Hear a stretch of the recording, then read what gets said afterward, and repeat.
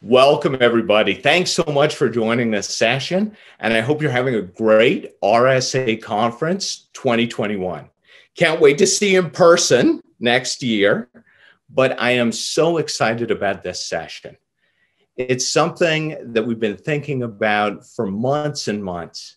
It's how do we bring to you those little insights, those things that you pick up when you're walking around at the conference or you're moving from meeting to meeting and you run into people that maybe you haven't seen in a year and you just calibrate. You learn what they're up to, you share what you're up to, you share ideas and concepts.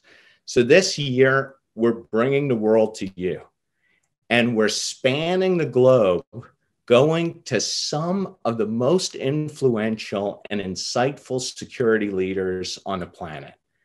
And think about these as little vignettes, little interactions with those security leaders of what's on their mind.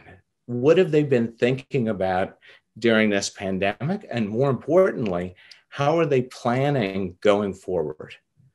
So I hope you enjoy this session. And incredible folks have joined us.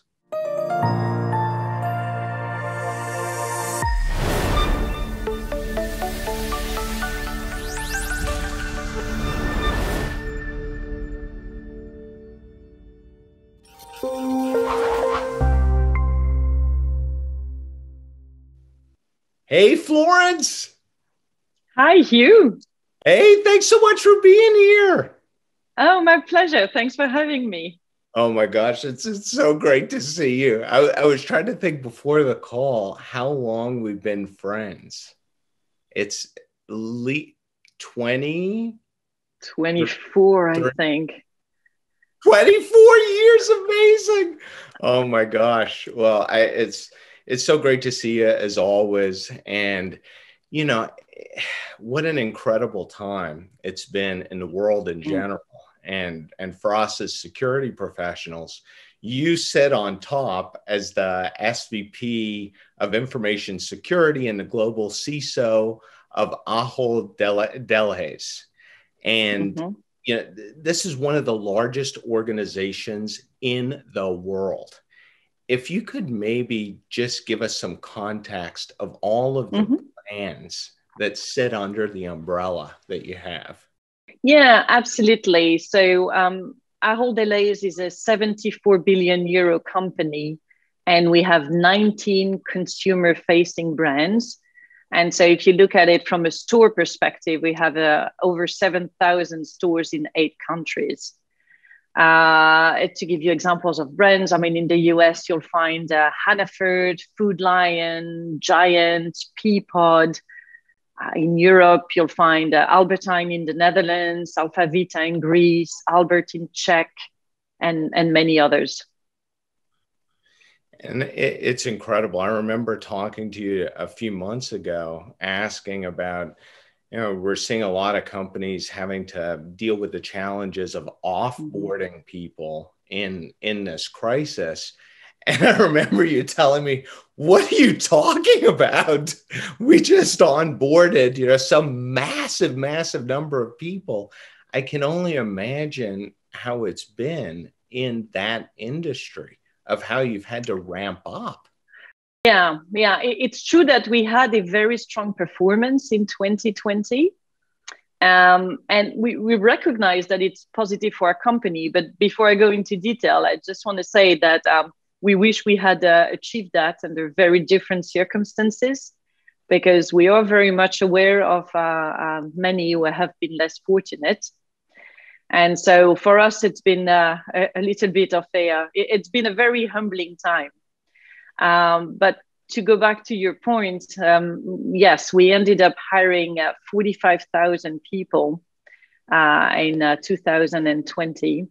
And so obviously in stores, there is the usual onboarding process, but everything else has been done remotely. And so it's been challenging. We rose up to the challenge, but it's been interesting. I couldn't even imagine. I mean, not just not just having to deal with the physical security implications and the new protocols and the things that have to happen in the store, but also suddenly everybody's working remotely. And, Florence, you excel in a crisis. I mean, you excel actually in everything.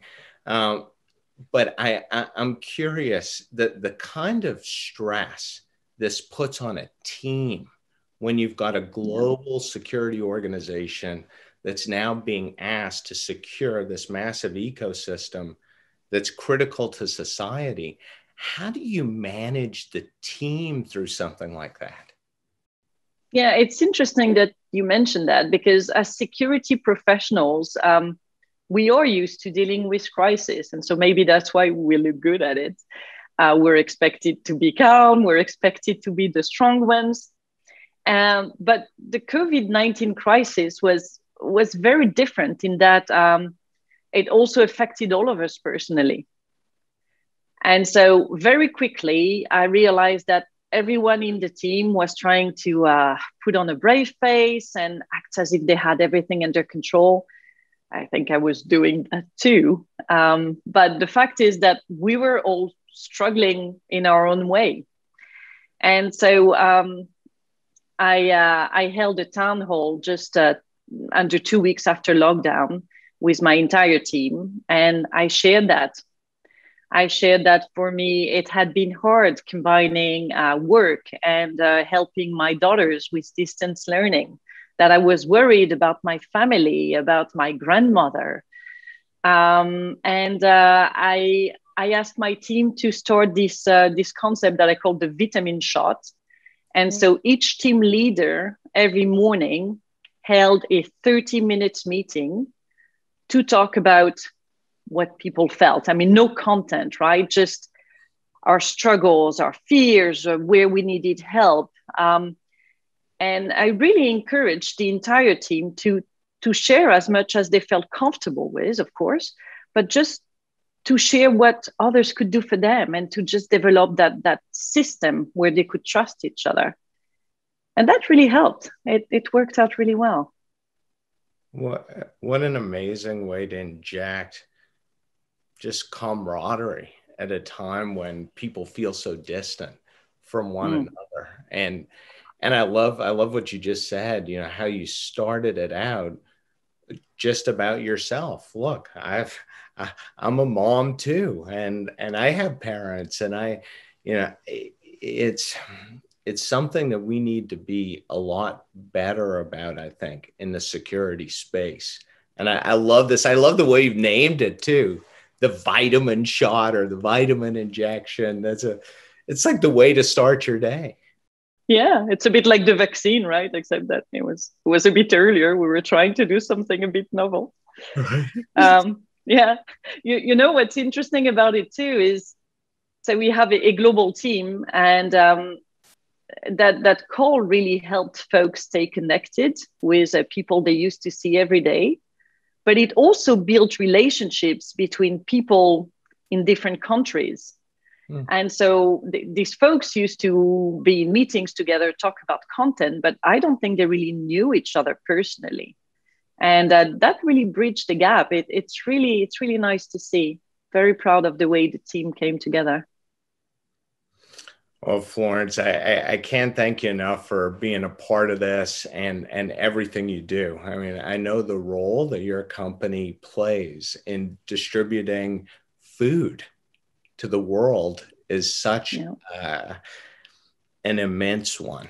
And I'm so happy that you're at the helm on the security side of making sure that that's a safe process. So thanks so much, Florence. So great seeing you. Thank you very much, Hugh.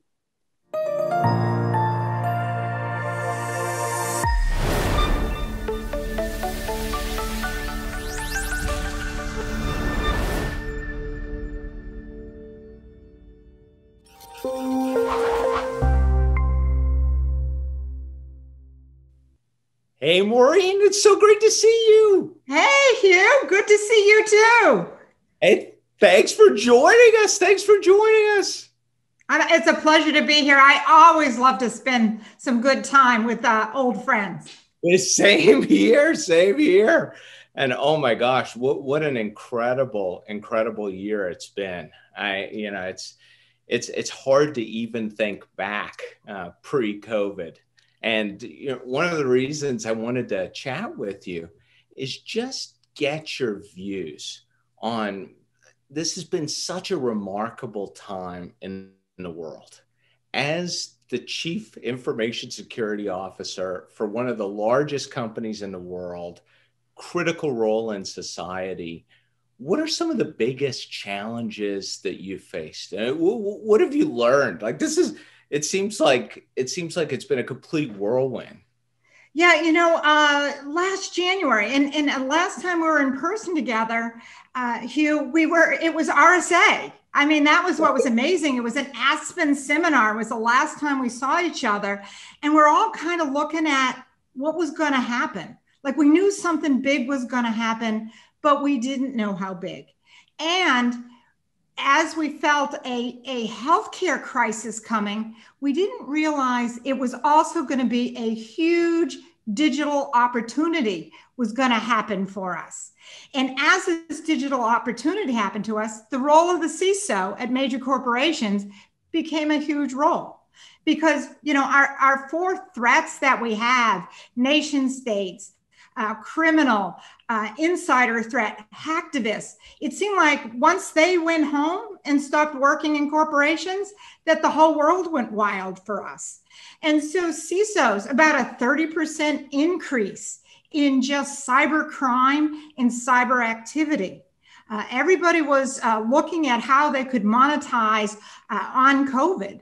And for a company like Johnson & Johnson, where we went into vaccine development, and I always tell people, I try to be incognito. I don't want to be the best person out in front and be the target up in front. I just want to be right in front of the bear, but have a few people behind me.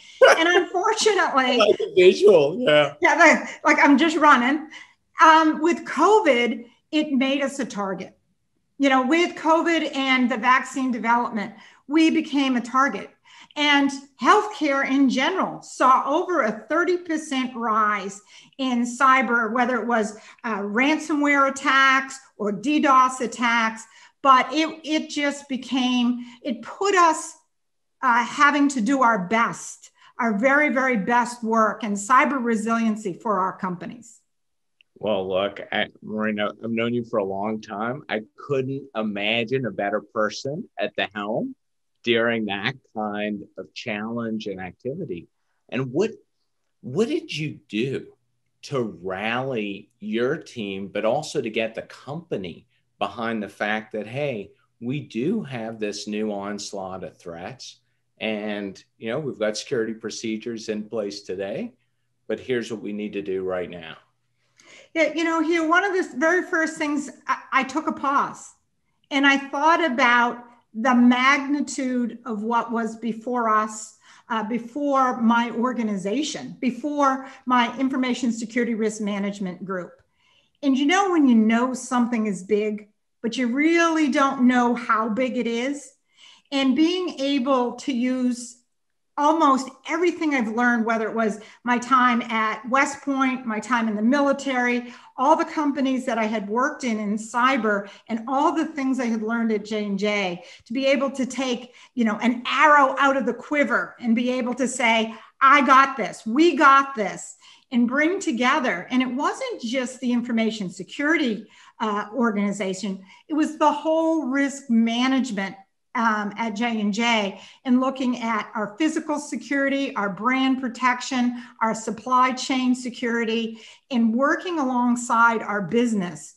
And at times it was like, I'm not sure I've been on this ground before, but it's starting to feel familiar. We're going to make it through.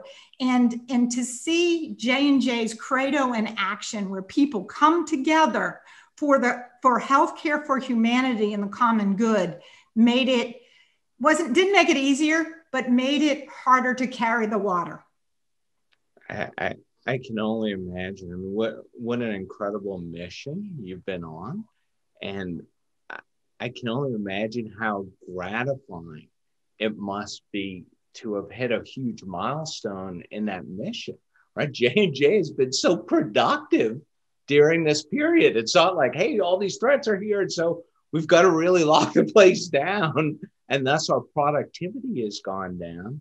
In fact, it seems like just the opposite. No, it really was an amazing, and I think it's J&J was ready to pivot into the digital economy. And there's a lot of discussion in the IT world about this new digital economy. And I think people are trying to figure out what it means. For me, it's data outside my four walls. That's what digital economy means. I'm going to have to protect the data somewhere else. But companies that were already prepared with VPN connections or Office 365 or any other of the cloud services or using the cloud, it wasn't a struggle. It was just a slide into the new way we're going to do things with digital. And when you're able to do that very, very quickly, the business continues to do what the business does. And supporting it with our IT organization and our security organization was phenomenal to see the success, not only in drug development, but our medical devices, our consumer division, and to look at new ways, innovative ways that we were going to deliver medicines and medicine. And how healthcare will change with telemedicine and all of the different things that will come about because of COVID. But to be there on that forefront and to help a company like ours is tremendous. And security's, often in the background, at least I've felt it myself. You show up at a place and it's bad news. It's like, hey guys, let me tell you about this event that we found, or, this interesting nation state that's in here. But this seems like one of those opportunities where security can really shine. And a team that's been very dedicated for a long time really gets recognition for what they bring to the business. Correct. And one of the very important things, Hugh, is that as a CISO, it's not my job to scare the board of directors. It is my job to inform, to It's educate. a hobby more than. Yeah. Well, no, but I mean, hey, the company's invested in a company, in the security of J&J. And to then be able to know that we have the capabilities we need, and having worked with industry groups and government groups, knowing you have the right connections, and you can call up the head of CISA and say, hey, I think we're going to need to talk here. And then working with Operation Warp Speed, it really is that partnership with our private sector and our public sector around the world to be able to secure the cyberspace that's important for a CISO. Last question for you, Maureen. You're talking to the whole community of RSA conference. Obviously this is a different year. We're doing it all virtually. Well, what's the one piece of advice that you'd give folks from what you've learned over the last 18 months? I probably have about 6 things, but I think I will. The one thing I will pull out is that CISOs are in a role for a reason. We're operational minded. We need to be intel minded. We need to be technical minded, but bringing it all together. Being a CISO is not for the faint of heart, Hugh. Well said.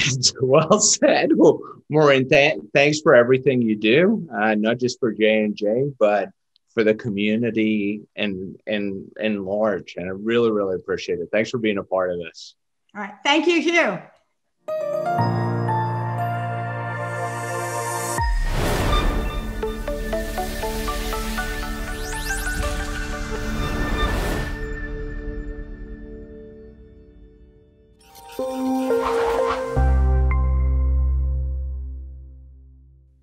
Hey, Phil, how are you?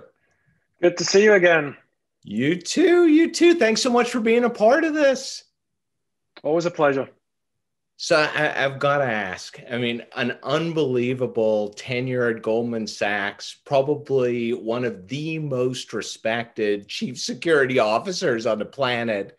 Now you find yourself at Google Cloud. What are you focused on? What's the thing that's the biggest area of interest for you today?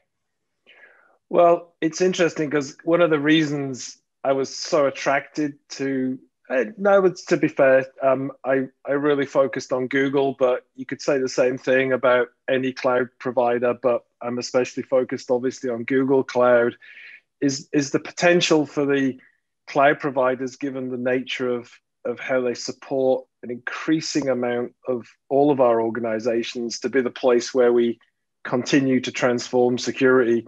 And so within that context, I've focused heavily and continue to focus heavily on a number of things. You know, the first one I focus a lot on is what we talk about as usable security.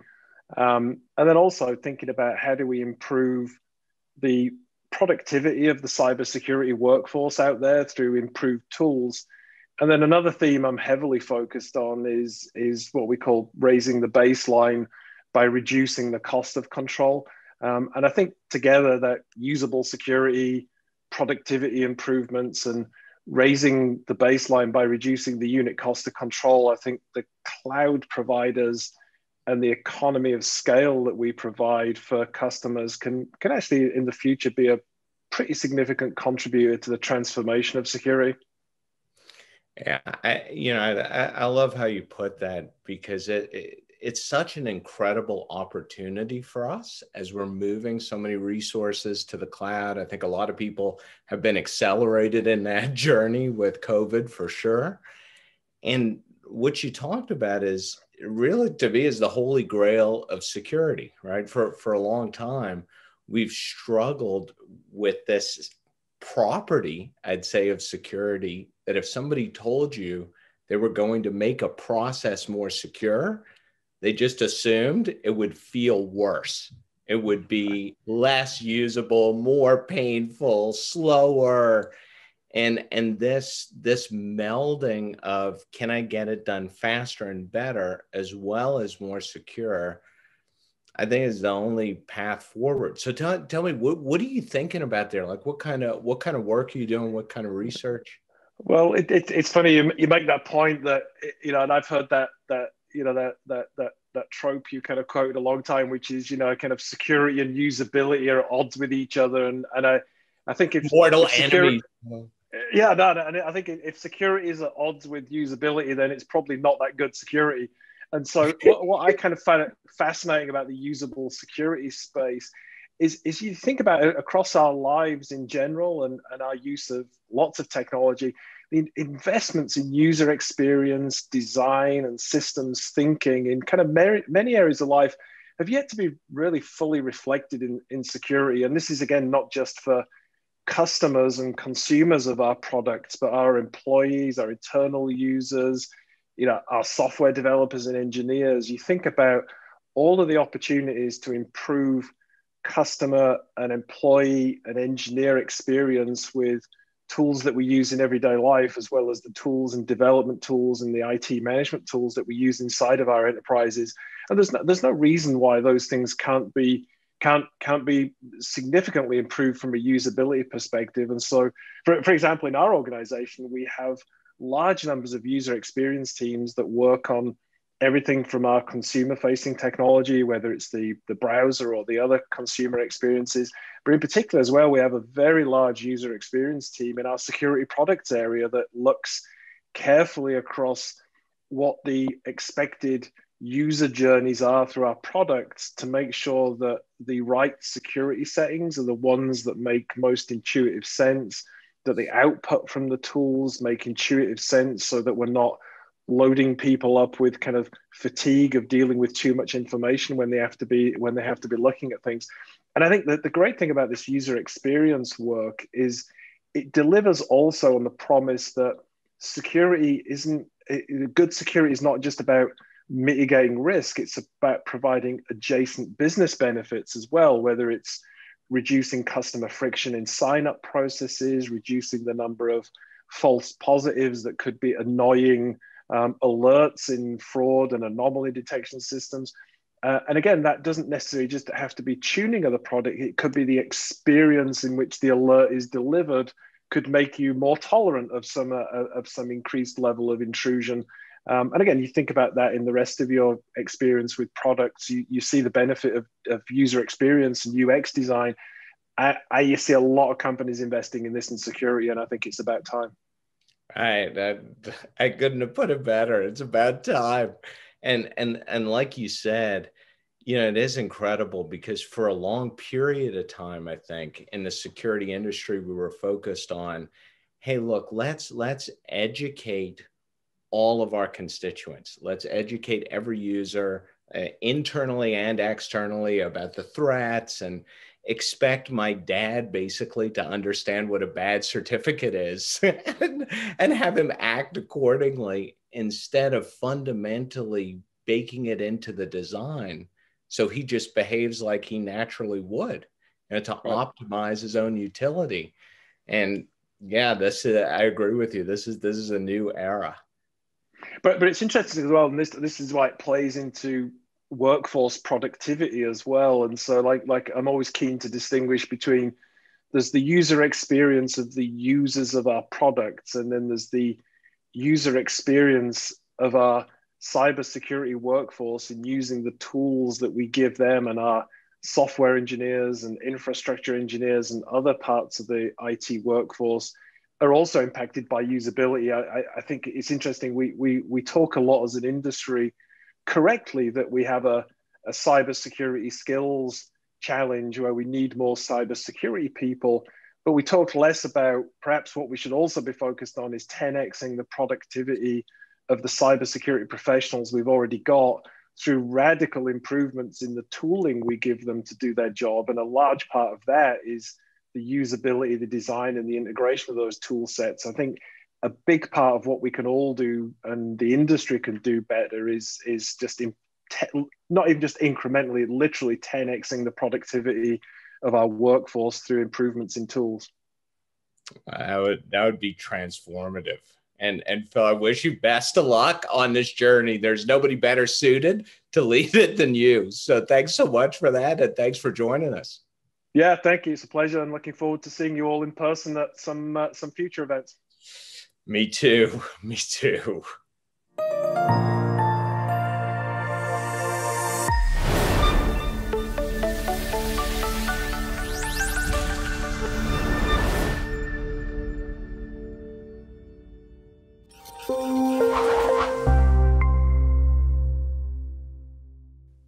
Hi, Lakshmi. Thanks so much for joining.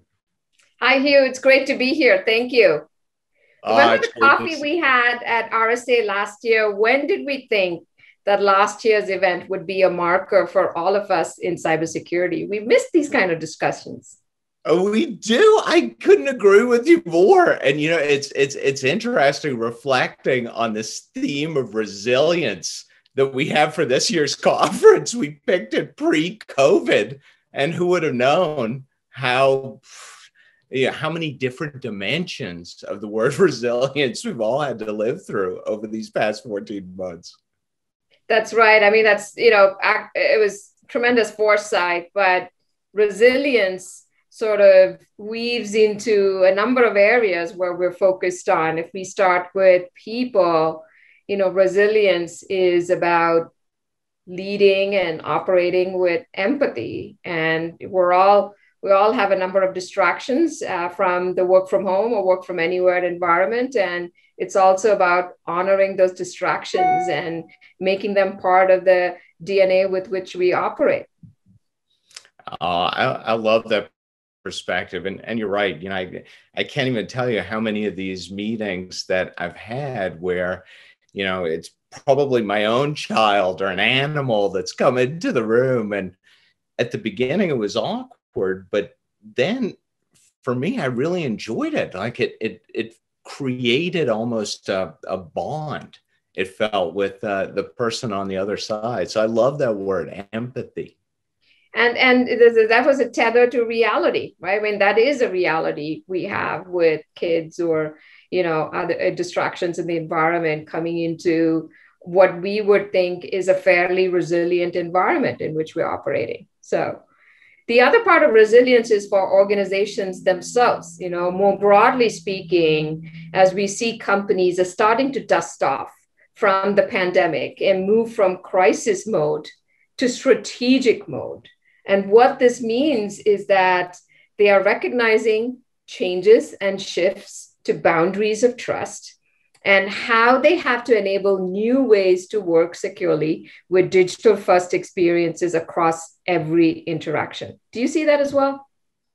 Absolutely. And I think you framed it up great. It is this idea that we have to think about digital as the first port of call, right? And we've all been experiencing this. And I love how you put it. It does feel like we've been in crisis mode and scramble mode. And how do you think we go from here? Like, what's next after this? We've been living in crisis, but it also feels like there's an opportunity.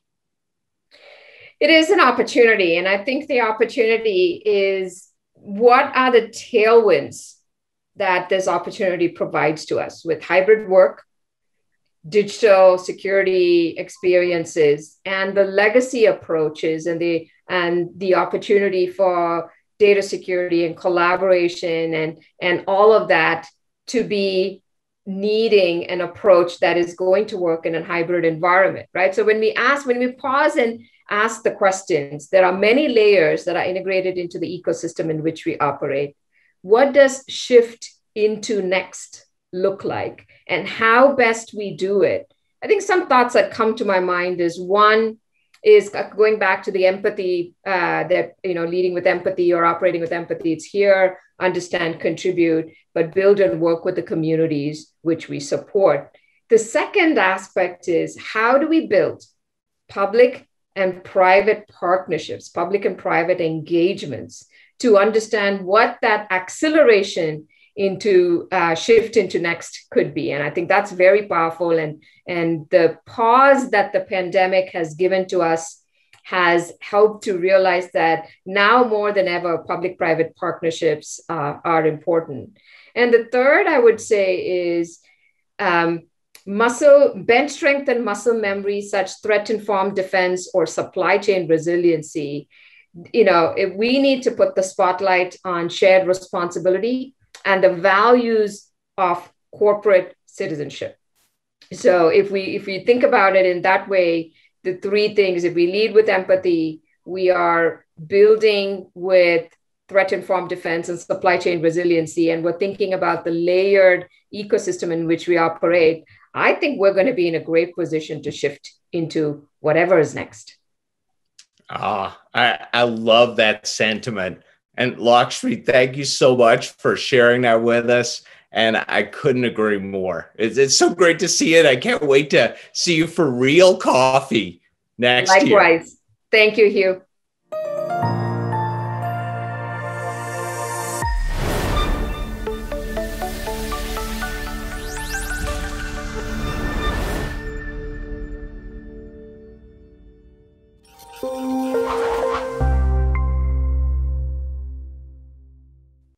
Hey, Darren, great to see you. G'day, Hugh. How are you? Great. Hey, and thanks so much for being a part of this. Oh, very humbled and very honored to be asked, Hugh, and happy to help. Oh my gosh. Geez, I think back to the very first time we met, which was a long time ago now.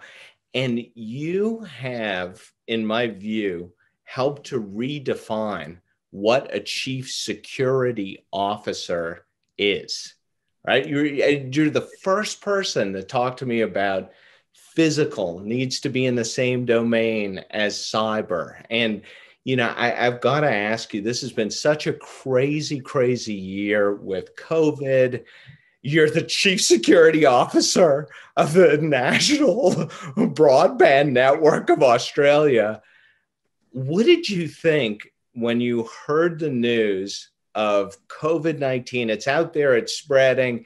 Everything is going to be remote and digital and effectively run through your backbone. I can't even imagine. There was some reflection looking back now. It's over 14 months since the March date where we were informed that, you know, it was going to be a really significant impact on both the Australian community and our economy, particularly here in Victoria. So Melbourne, Victoria was in significant lockdown for a large part of the year. One of the reflections I have was that the importance of our role in this industry in supporting the organisation or enterprise. I was asked to step up and chair our crisis management response. So effectively chair our ExCo, who managed the COVID response for the National Broadband Network. And at that time, we were around about 6.5 to 7 million homes. So a large part of the economy was actually told, grab a laptop, if you can take a screen, head home, log on. And they largely did that utilising the NBN. So I actually felt the pressure. Oh, my gosh, that's amazing. Yeah, but I think what we need to do now in the industry, Hugh, is understand that what we do for a living has absolutely prepared us to be significant players in any major incident response. And hopefully we'll get a chance to talk a little bit more about that. My 3 top takeaways from the COVID, from the last 13, 14 months is absolutely the criticality of connectivity. You know, it wasn't road and rail here in Australia that saved us the last 13 or 14 months. It was actually the broadband and connectivity to allow this economy to continue to function. The second was our absolute reliance, not on technology, but on the efficacy of people and the ability of people to adapt and never actually lose sight of the fact that people are always the first mission. And then finally, from a more personal viewpoint, I think our role in our industry is going to have to morph, Hugh, from what we see today, which is really a identity prevention detection role, to more a response and sort of recovery business continuity function. And I see that starting to morph a lot more quicker than I thought it would. And it's got to be incredible sitting in that role, leading the crisis response effectively across the organization and seeing the kinds of resources that you have to truly muster to get business continuity to happen in practice, right? We all talk about business continuity, but it's a very different thing when you have to actually lead it in a time of crisis. How do you think then this role of the Chief Security Officer is going to change? How should it change? Very much an aha moment for me during this period that we speak of, Hugh. I believe that the role of the Chief Security, even the Chief Information Security Officer, will develop and grow into what you might want to call the Chief Trust Officer. The ability to provide secure and reliable broadband, in my point, or any product or service that we speak of, the security industry. You know, reliability and security is critical. And if you put those two things together, it's trust. You have to trust the provider and the service being provided. And we are the custodian of that trust. So I actually see the role of the security person morphing to actually own not only the security of the capability or product offered, but also the reliability of the same product or service. Therefore, security and reliability combined is trust. People trust that organisation or the service or product it provides, and we are the custodians of that. We are today, but we are now seeing it morph into more the reliability and or business continuity. So I absolutely see that will be a focus going forward for the industry. And I love the way you put it, because trust is such a powerful word, right? It's an abstract word, but at the same time, to trust something, you have to be able to rely on it. You have to be able to know that it's secure and safe. You have to be able to know that you can depend on it, and to muster the resources to do that is a very different thinking about the Chief Security Officer. I love that. And Hugh, as an extension of that, we then stop actually going to our C-suite ExCo or board and saying, please give us more money, we need to secure. the organisation. What we do say is that if this is a more trusted organisation because it's more reliable and more secure, it is a competitive advantage. The trust will actually increase revenue because people believe in the product. So we actually flip this whole dichotomy we've got at the moment by actually constantly pleading for more money to, lock down the organisation and make it more secure, if you like, to actually saying, if you actually supply more resources and more capability, we will make this a more trusted organisation, and therefore we will increase patronage, we will increase growth, we'll increase revenue. Darren, thanks so much for what you've done at NBN and really what you've done for the industry. It's so great to have you here and just get your perspective. Really, really appreciate it. Thanks, Hugh, and congratulations on all you've achieved with the RSA conference. And as I said when we caught up, I'm really pleased that you've continued to actually go forward with the virtual conference this year. It's a large part of the connection of the industry globally, and we play such an important role. And this is the issue I do say is that trust, security, reliability are now senior business operational risks any enterprise government department faces. And to have us in an industry globally where we can reach out to folks like you is really important for us down here in Australia, certainly. Thanks so much for saying so. And geez, I've always appreciated your insights and just the partnership. So Darren, thanks so much. I really appreciate it. And I hope to see you in person soon. Yeah, look, very much the same, Hugh. Good luck with the conference and all the best to all my friends and companions out there that I haven't caught up with for 12, 14 months. Thanks again, Hugh, and good luck. Take care.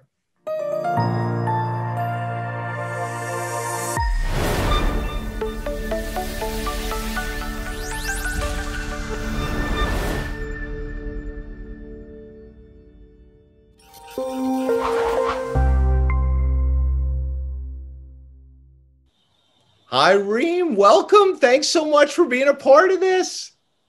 Thank you so much. It's a true honor and huge privilege to be with you in this keynote. Thank you so much for this wonderful opportunity. Oh, it's so great to have you and to get your perspective.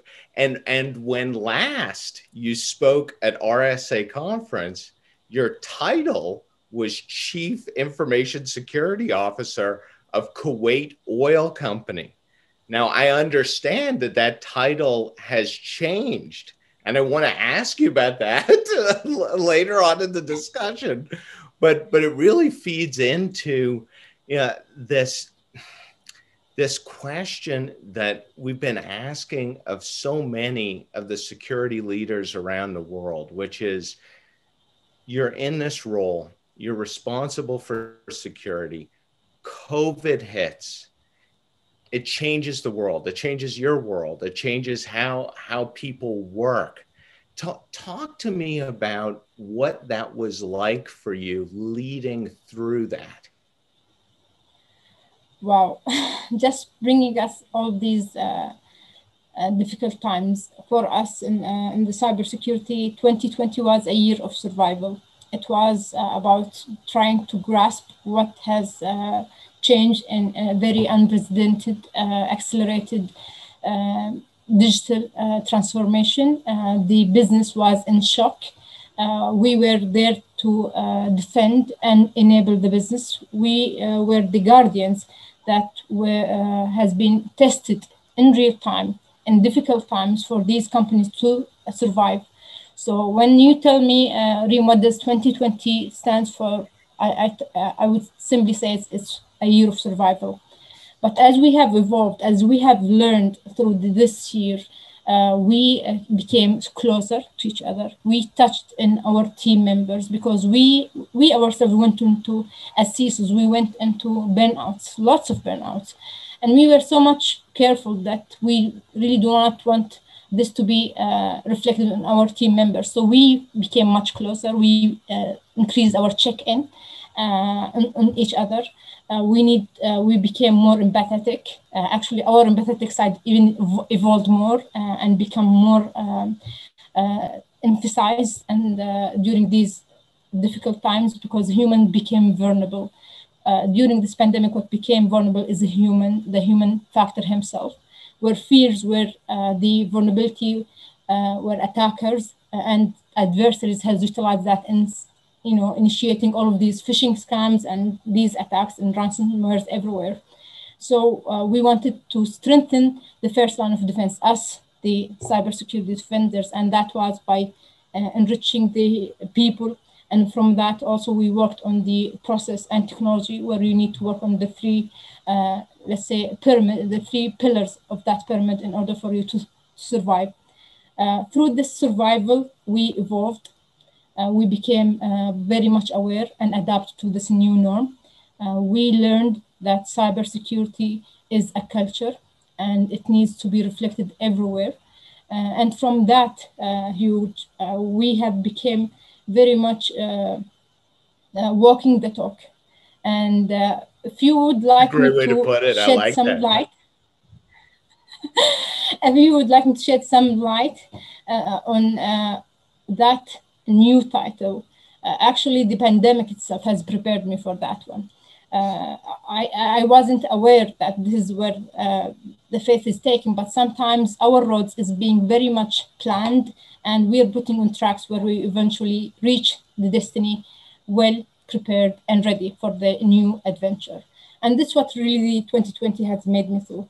We have seen very closely what digital transformation is and how crucial it is to embed these cybersecurity culture, controls, measures effectively and efficiently. It's not about an audit. It's not about compliance.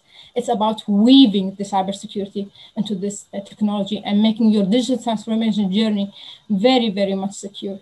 And this is what we have done very closely. And we became putting the two hats of a cybersecurity defender as well as the business enabler. And we started building that partnership between the cybersecurity and the business. And we start to strengthen that trust relationship between each others. And I can only imagine, this is such a crucial time for leadership, right? You've got the company that's obviously now having to work in a different way. They're adapting to a situation that's changing all the time. Reem, I love something that you said before, which is, our experiences of the past really shape us for what's to come, no matter what that is. And, what you were talking about the interweaving of security and digital transformation being inextricable, I couldn't agree with you more. And I wonder, how has that played out there? I actually, weaving it is what I have witnessed through this recent period, because it's very critical. We're looking into a new digital era, and going there without our gears of cybersecurity being addressed very well, and having all the cybersecurity controls implemented, with being very much aware of all of the risk and being properly mitigated, we won't be there to survive another year. In 2021, it's a year of thrival. It's a year of resilience. It's a year of going toward the performance of excellence and agility. We all know, and it's never about will we be attacked. It's just about when. So without being resilient enough, without being agile enough with our digital system, with our digital transformation, we won't be able to actually survive anymore. So knowing that fact and being aware that we need really to get cybersecurity involved in stage 0 and weave into our digital transformation, this is where actually our success factors. Our leadership in Kuwait Oil Company have seen that with this accelerated and unprecedented accelerated toward digital transformation in a very unprecedented, let's say, manner, where even technology has been emerging, disruptive technologies has been emerging, and energy sector that was always, conservative is now becoming a more open towards thriving and towards embracing these disruptive technologies, just for the sake of will get me to that performance of excellence, will be able to get me towards that operation effectiveness and efficiency. So they cannot be there without having that proper and secure journey. And that cannot be done without the cybersecurity becoming the best ally of that digital transformation. So today, my leadership have trusted in me leading that digital transformation journey where I live, breathe, and walk the manners of a cybersecurity officer. And also, I've been putting the hat of the business enabler in the past period during the 2020, where we were the partners side to side with the business, enabling that business. Today, I'm shifting to that role, putting cybersecurity right front and center, becoming the cybersecurity biggest ally, most strongest ally, where I am leading these digital transformation journeys, huge and let's say elaborately on different manners within the company, with that CISO heart, you know.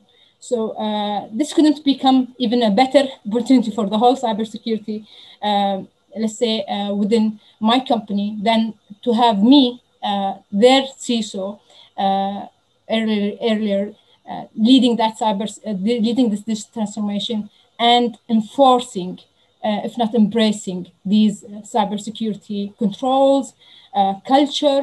Because even my team that now I'm leading, I'm telling them, all of you are becoming the cybersecurity champions, and you're just an extended family of the cybersecurity team within my company, because all of us developing, ensuring that these developments are going through the secure cybersecurity, secure development cycles, with these embracing, you know, the culture of being a cyber-aware organization. We are reflecting a new era of evolution, where cybersecurity is now walking the talk of becoming the business enabler in action, not just in ISO or quality or certifications.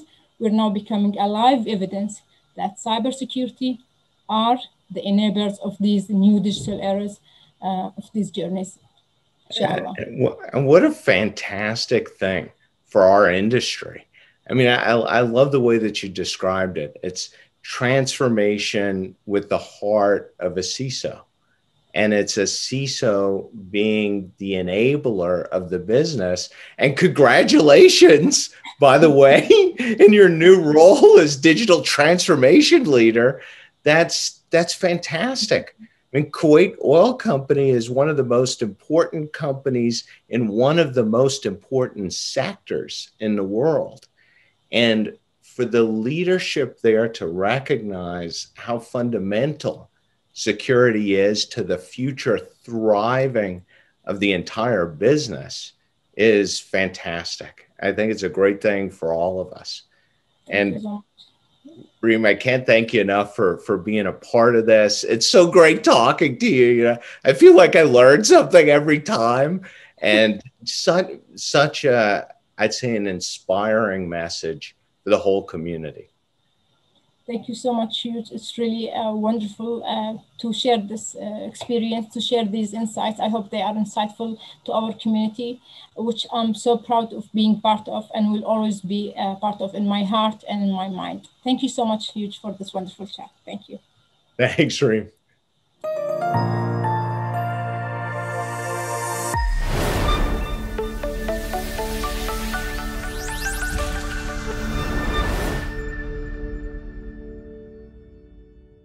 Thanks so much for being a part of this session. And thanks to our amazing, amazing group of guests. I mean, geez, the kinds of things that I've learned just from these conversations about how folks are thinking about the future, how they're recalibrating their own security strategy, how they're focusing on the people aspect of what we do. It's been such, I'd say, a challenging time for so many of us in the security space. And I view RSA Conference as the place that we can come together and really not just share ideas, but build each other up. So I thank you so much for joining us for this session, and have a great rest of the conference.